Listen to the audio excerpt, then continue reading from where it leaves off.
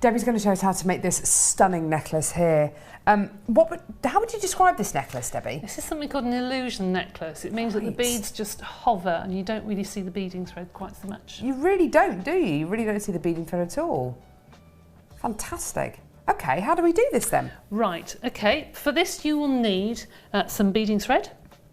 You will need a selection of beads. You'll need quite a few crimps for this one. You'll need a couple of spacer beads, some jump rings and a clasp. All right? Right. So to start off with, you need 2 pieces of beading thread. You need them long enough to go from the point of the necklace right the way around the back of the neck. All right? And you need one slightly longer than the other. And you'll see why in just one second. So I'm going to take the longest piece of beading thread, which is probably about 50 centimetres. And I'm going to place on a crimp. Now these crimps I need to be right on the end of my beading thread. Okay. So I'm going to hold them in my pliers and I'm going to take it right to the end of my beading thread. Okay. Now if you can't quite get that, don't worry, you can just trim it off to be right on the end of your thread. And then I'm going to place on one of my beads and a spacer bead and another bead. Beads are alive, Debbie. They are, they don't want to stay on here at all, do they? And then another crimp. So feed on the crimp and I'm going to squash that again with my pliers really firmly. Then you need to evenly space out your design. So I'm going to pop another crimp on, but before I let it fall, you can use a piece of card or a piece of paper and you just place that in line with your previous crimp. Right. And when you let this one fall, it just hits the top of the paper and then you squash the crimp again. So you get regular spaces. That's right. So that is your next bead to go on. So you put your bead, you put your spacer, you put this second bead and another crimp. Now, this is where you want your necklace to part. So you take your second shorter length of thread and you feed that down that crimp and down through the bead. Okay. Through the first bead, just through the the top first one? bead, just through the top bead. Okay. All right. And then take your pliers and crimp.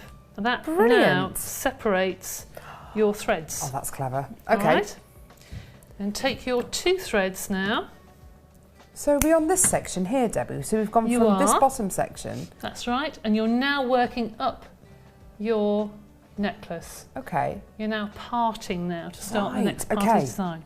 Yeah. So then you want to take a couple more crimps and you place one on either side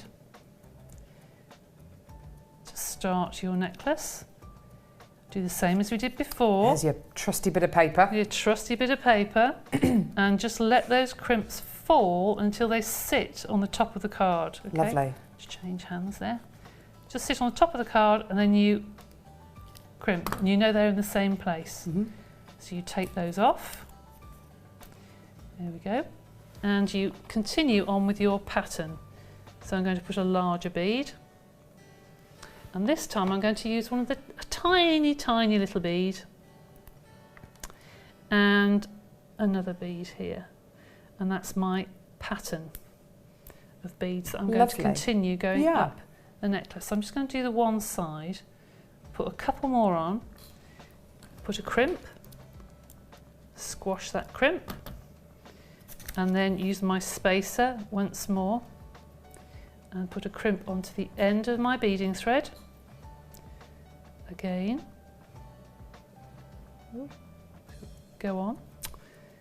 Can't see here. That's better. That's okay. There we go. Oops. So you're using that piece of paper again as a guide. As a measure. That's a really good tool because that's one thing which would worry me slightly, getting each section. Even. Yeah. It's the easiest thing I've found as a spacer. And obviously you can use different size cards. You can do the big course, spaces yeah. depending on the size of the beads and what looks good. So then I'm going to take another bead. Brilliant. And one of the smaller beads again. And thread on. Mm-hmm. And then one of the larger ones. And the medium bead, whoops, medium bead. And then I'm going to pop on another crimp. Good stuff. So you carry on that technique right up to the top. Right until the top. And then on the other side as well, I assume. Exactly, yes. And then when you get to a point that your beads are here on your neck, you don't really want to put any more beads once you get to this, the top of your neck here. Round the back of the neck, I haven't put any beads at all. I've just left it just with beading thread. If you turn, can I turn that around? Yeah, please do. Carol? Please do. And you just put a crimp on the end and not put any beads at the back. So when you get to a length of a necklace that you like, you leave your beading thread and then you pop on your toggle clasp. So I'm going to now pop on the toggle clasp as though I've reached the end of my design. Yeah. Pop on your crimp, take one half of your toggle clasp, feed that through, beading thread through and back through that crimp. Take your flat nose pliers and squash that crimp really hard and firm, make sure it's nice and secure.